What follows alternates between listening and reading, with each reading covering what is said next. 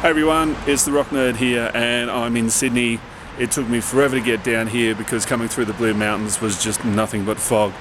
But I've made it to Sydney and I'm a little bit late, so I did miss a couple of bands, but I'm going to the Bald Faced Stag tonight.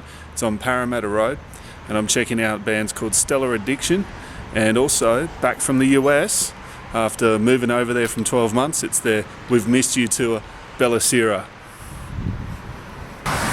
Now the other problem that I've had tonight is that on the way down here I realised I don't have earplugs.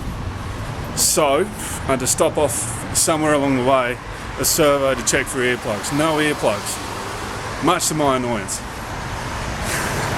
So I've done the dodgy thing. And when in doubt, and I don't advise this because it doesn't really block out much noise, I know I'm going to be going to sleep tonight with tinnitus. Use a bit of toilet paper. It takes some of that high end out, you know, that of the crash and the ride, and also really high vocals and stuff. But it kind of works, but I think my hearing's doing damage tonight, or will get a bit of damage done. And we've got Crystal from Bellusira. Welcome back to Australia, firstly. Thank you very much. It's great to be here. I literally just got off the stage not that long ago. Yeah, I know.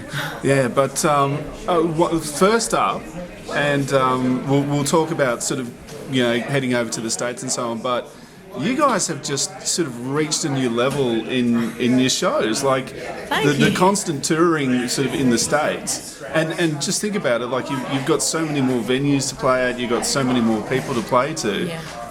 It just seems to be absolutely amazing live. Like you've reached a new level. Thank you. That's awesome. I'm glad that you feel that way. The crowd response was awesome tonight.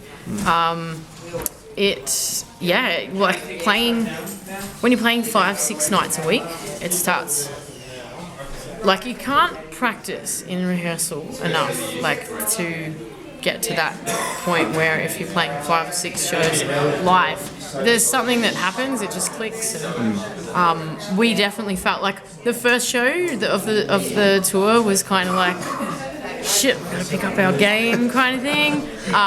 You know, like the other bands were seasoned touring acts, and we're like, man, we can't get creamed by everyone. So we just, we lifted it up, and from the second show on, it was just got better and better. And by the end, it was just like machinery.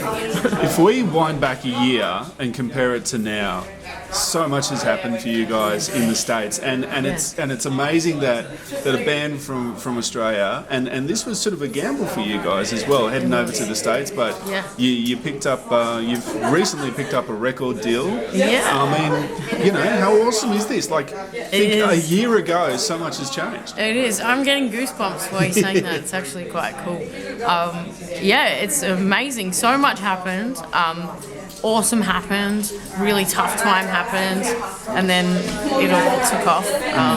We got the record deal, got the booking agent, and then just getting all these awesome tours, and we've got festivals lined up, and, you know, with like Power Man 5000, Buck Cherry, 10 years, Saving Able, Puddle of Mud, like all on, like, you know, 15 band festivals and stuff.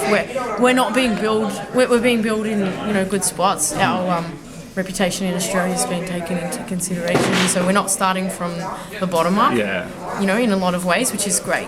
The way I see it is, you guys in Australia were sort of like a medium-sized fish in a large pond, but now you're a small fish in a very large pond. But the thing is, but the thing is, there's so much more opportunity in the States, and this is why a lot of bands, you know, it's sad to say, but in Australia there's only sort of so many venues you can play at. Absolutely. In America, you've got an endless opportunity of venues to play at. And people to play to and so on. Absolutely. I mean, you could do the whole country playing 5-6 nights a week, and, you know, you wouldn't, by the time you got back around to play a venue the second time, it might be 6 to 12 months. You're never going to overplay. You've got many more people to play to. I ask a lot of Aussie bands this, and I think this is appropriate to ask you, having played sort of just finished off I think it was 25-30 date tour in the States only just last month. What are you preferring, festivals or club shows? I mean, festivals are awesome.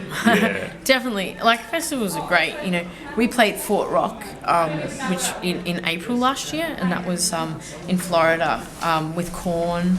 Yeah, like epic. Yeah. Yeah, like some really big names like Five Finger Death Punch, and the list goes on.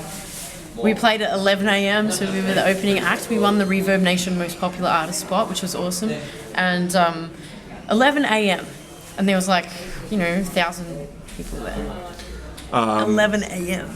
We're running out of time. Sure. You've got to go and pack up. But what's say the next 6 months? What's happening for Bellusira? Touring non-stop. So we'll get on the plane in a week right after we finish our shows. 5 more shows in Australia next week, and straight on a plane. We have 1 day in Los Angeles, and then we're on the road again. So Dallas on the 24th of March, and touring non-stop, organising our new release with the label, and it's going to be a big year. Can't wait to catch up with you again. Crystal from Bellusira, thank you very much for chatting to us. Thank you, Nick, and thank you for a wonderful interview. Well, that's the night for me. Thank you very much to Crystal from Bellusira for chatting to me. Like, she's really busy, and it just shows how much of an awesome person she is. So that's pretty much it for me.